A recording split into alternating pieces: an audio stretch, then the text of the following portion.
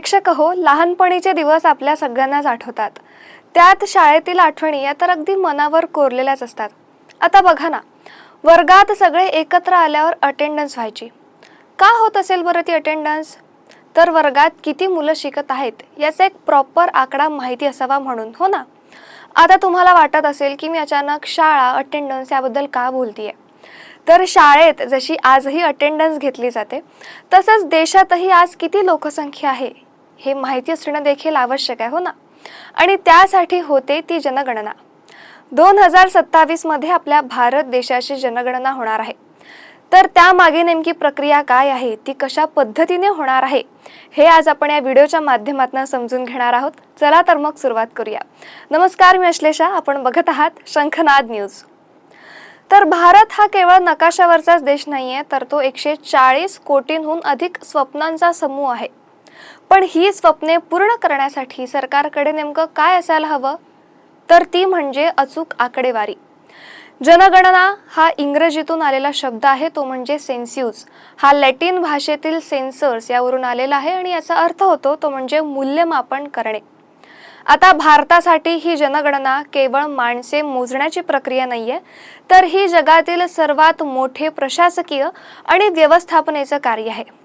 1872 मध्ये पहिली जनगणना झाली आणि 1881 पासून तर 10 वर्ष ही प्रक्रिया अविरत सुरू राहिली. पण 2011 नंतर पहिल्यांदाच 15 वर्षाचा खंड पडला. आज आपण 2026च्या उंबरठ्यावर उभे आहोत, जिथे भारत आपली 16वी जनगणना करण्यासाठी सज्ज झाला आहे. ही जनगणना ठरवेल की पुढच्या दशकात तुमच्या भागात शाळा कुठे असेल, नवीन हायवे कुठून जाईल आणि गरिबांच्या ताटातलं अन्न हे किती स्वस्त असेल. 2021 मध्ये होणारी जनगणना ही का रखडली? तर या मागचं सर्वात मोठं कारण म्हणजे कोविड-19. जेव्हा संपूर्ण जग घरात बंद होतं, तेव्हा लाखो प्रगणक घरोघरी जाऊन माहिती गोळा करू शकत नव्हते.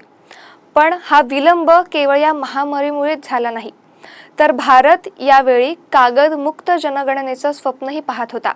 यासाठी लागणारे सॉफ्टवेअर ॲप्स, मोबाईल ॲप्स आणि डेटा सेंटर्स हे उभारण्यासाठीची तांत्रिक प्रक्रियाही सुरू होती. आता इतकी वर्षे जनगणना न झाल्यामुळे काय नुकसान झाले असेल बरं? तर आज आपण 2011च्या आकडेवारीवर अवलंबून आहोत. गेल्या 15 वर्षात भारताचे चित्र हे पूर्णपणे बदलले आहे.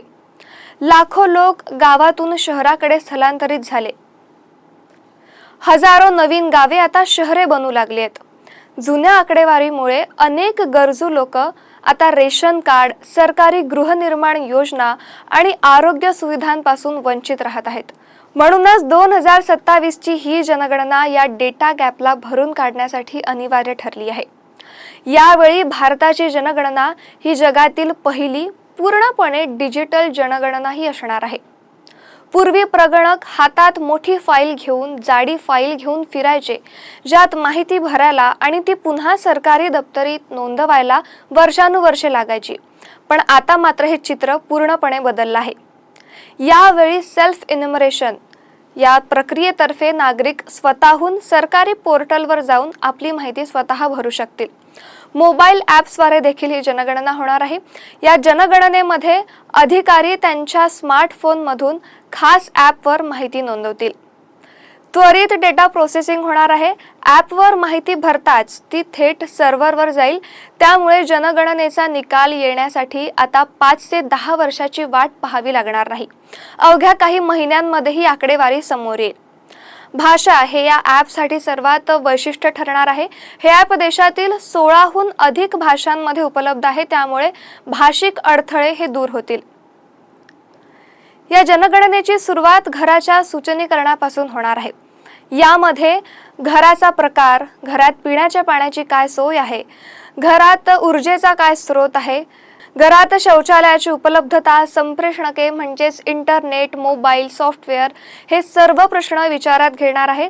आणि या मागचा उद्देश म्हणजे भारतीयांचे राहणीमान हे नेमके कसे आहे हे सरकारला त्वरित समजेल.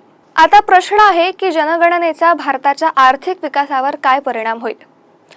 आपण नेहमी ऐकतो की जनगणना ही एक व्हिजन डॉक्युमेंट आहे. तर या व्हिजन डॉक्युमेंटचं नेमकं काय उद्देश आहे? तर टार्गेटिंग डिलिव्हरी. सरकारी योजनांचा लाभ त्या योग्य व्यक्तींपर्यंत पोहोचवणे, ज्यामुळे गळती थांबेल आणि सरकारचा पैसाही वाचेल. शहराचे नियोजन देखील होईल.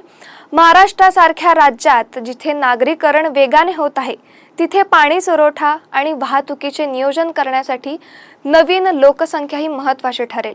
व्यापार आणि उद्योगालाही याला चालना मिळेल, कारण नवीन डेटा पाहून परदेशी कंपन्यांना समजेल की भारतात गुंतवणूक करण्यासाठी कोणती शहरे सर्वात जास्त सक्षम आहेत.